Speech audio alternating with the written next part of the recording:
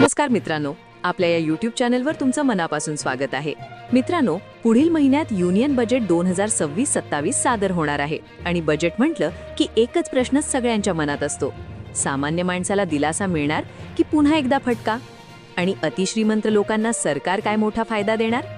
आजच्या या व्हिडिओमध्ये आपण बजेट 2026-27 संदर्भात अतिश्रीमंतांवर कर वाढेल का, संपत्ती कर परत येणार का आणि याचा सामान्य माणसावर काय परिणाम होईल हे सगळं सविस्तर समजून घेणार आहोत.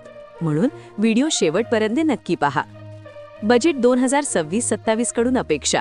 मित्रांनो, दरवर्षीप्रमाणे यंदाही बजेटकडून मध्यम वर्ग आणि गरीब वर्गाला मोठ्या अपेक्षा आहेत.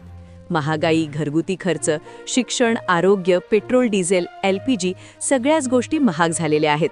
पण दुसरीकडे सरकारसमोरही मोठं आव्हान आहे. सरकारी तिजोरीत येणारा महसूल, संरक्षण खर्च, पायाभूत सुविधा आणि कल्याणकारी योजना. अशा परिस्थितीत सरकार अतिश्रीमंत लोकांवर कर वाढवेल का, याची चर्चा सध्या जोरात सुरू आहे. अतिश्रीमंतांवर कर वाढणार का?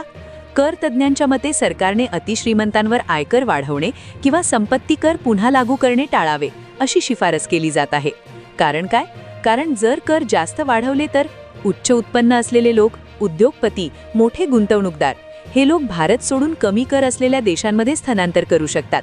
आजच्या जागतिक युगात हे शक्य आहे आणि सरकारला याचा मोठा फटका बसू शकतो. सध्याची आयकर अधिभार रचना. चला, सध्या अतिश्रीमंतांवर किती कर लागतो ते थोडक्यात समजून घेऊया.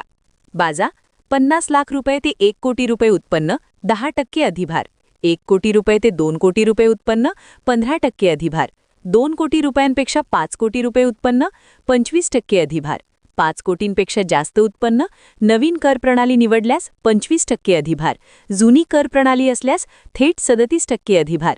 म्हणजेच मित्रांनो, अतिश्रीमंत लोक आधीच मोठ्या प्रमाणात कर भरत आहेत. संपत्ती कर पुन्हा लागू होणार का? आता सर्वात मोठा प्रश्न, वेल्थ टॅक्स म्हणजे संपत्ती कर पुन्हा लागू होणार का? कर तज्ज्ञ आणि अर्थशास्त्रज्ञ यावर स्पष्ट सांगतात की जर संपत्ती कर पुन्हा लागू झाला तर HNI म्हणजेच हाय नेटवर्थ इंडिव्हिज्युअल्स, मोठे उद्योगपती, मोठे गुंतवणूकदार देश सोडण्याचा विचार करू शकतात. याचा परिणाम रोजगार निर्मितीवर आणि अर्थव्यवस्थेवर होऊ शकतो. सरकारी तिजोरीवर दबाव. स्वतंत्र अर्थतज्ज्ञांच्या अंदाजानुसार GST दर कपात, आयकर संकलनात घट यामुळे चालू आर्थिक वर्षात सरकारला जवळपास 2 लाख कोटींचं नुकसान होण्याची शक्यता आहे. 2026-27 मध्ये सरकारला संरक्षण, पायाभूत सुविधा आणि सामाजिक योजनांसाठी मोठ्या निधीची गरज आहे. म्हणून सरकार नवे कर लावण्यापेक्षा संतुलित निर्णय घेण्यावर भर देईल असं तज्ज्ञांचं मत आहे. कर तज्ज्ञांचं मत. PwC अँड कंपनी LLPचे भागीदार अमित राणा म्हणतात, ज्यांची कमाई जास्त आहे त्यांनी जास्त कर भरावा हे योग्य आहे, पण कर इतका वाढवू नये की उच्च उत्पन्न असलेले लोक देश सोडतील.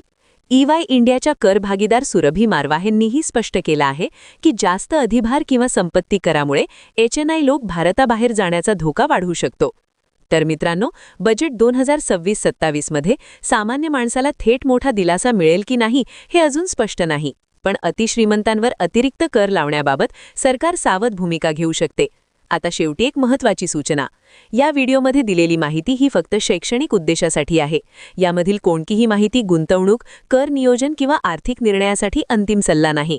कोणतीही गुंतवणूक किंवा आर्थिक निर्णय घेण्यापूर्वी तुमच्या आर्थिक सल्लागारांचा नक्की सल्ला घ्या. व्हिडिओ आवडला असेल तर लाईक करा, अशाच अपडेटसाठी सबस्क्राईब करा आणि तुमचं मत कॉमेंटमध्ये नक्की लिहा. धन्यवाद. जय हिंद.